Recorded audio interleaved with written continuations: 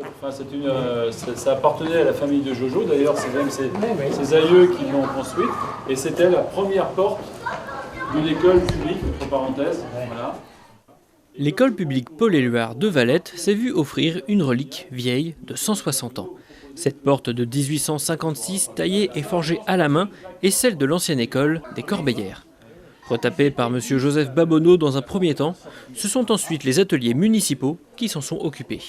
Les ateliers municipaux l'ont mis sous Ils verre. l'ont retapé un nouveau coup, comme j'avais fait moi, je l'avais mis en état, quoi.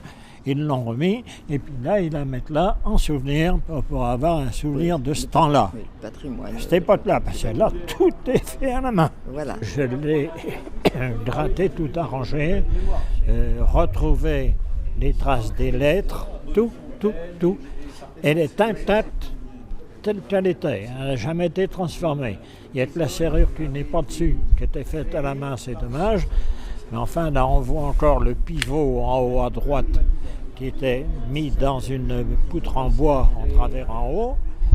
En bas, c'était une genevelle, hein, mais pas prise avec des boulons, évidemment, c'était avec des clous forgés par bon arrière-grand-père, quoi. Cette inauguration a notamment permis aux élèves d'en apprendre un peu plus sur le système scolaire du passé.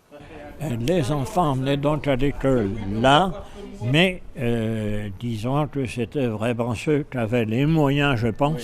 Ceux qui voulaient lire payaient à l'année 1 franc à la commune. Ceux qui voulaient écrire payaient 2 francs.